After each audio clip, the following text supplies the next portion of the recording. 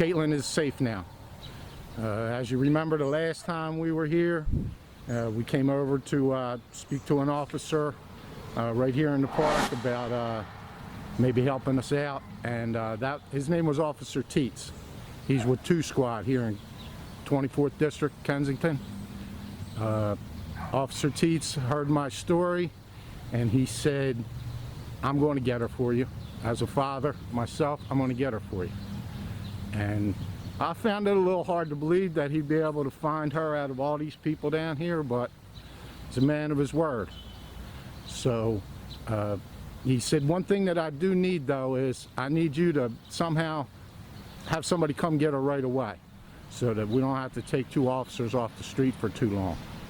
So I set my goals on making that happen for him. So I turned it over to my logistics team.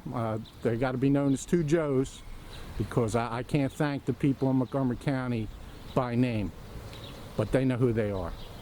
But the agencies that I do need to thank are the Montgomery County District Attorney's Office, the Montgomery County Detectives, the Montgomery County Adult Probation, and the Montgomery County Correctional Facility.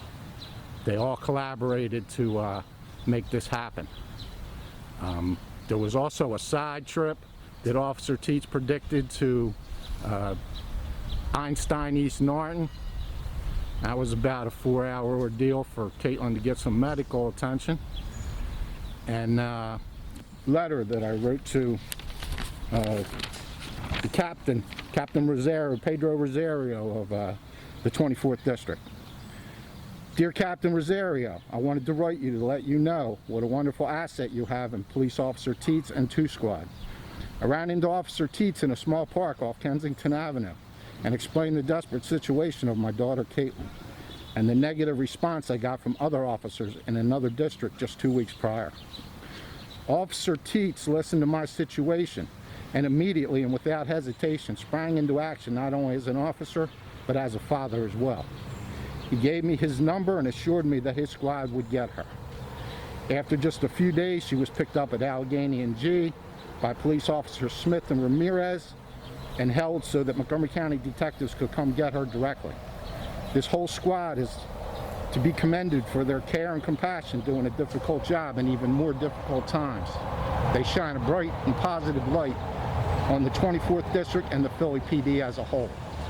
Please post this on the district bulletin board and newsletter.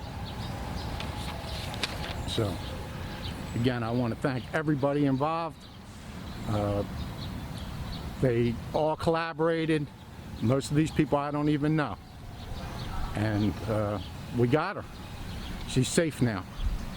You know, in the long run, she has to make the decision to want to change this. But in the short run, I just couldn't let her tell us no anymore. I know Mal had asked her if she wanted help. Almost every conversation that I had ended with, or began with, or somewhere in the middle, please Kate, let me help you.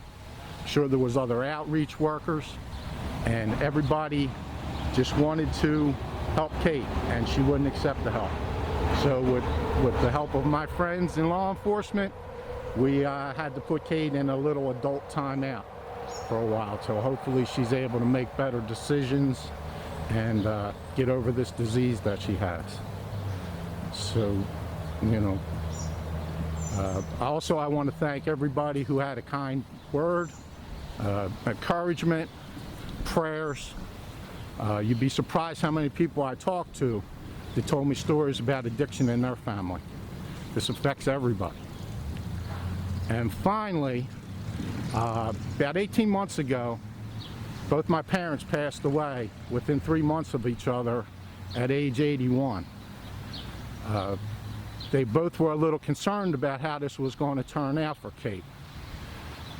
And I assured them that I would do everything I could to make this work.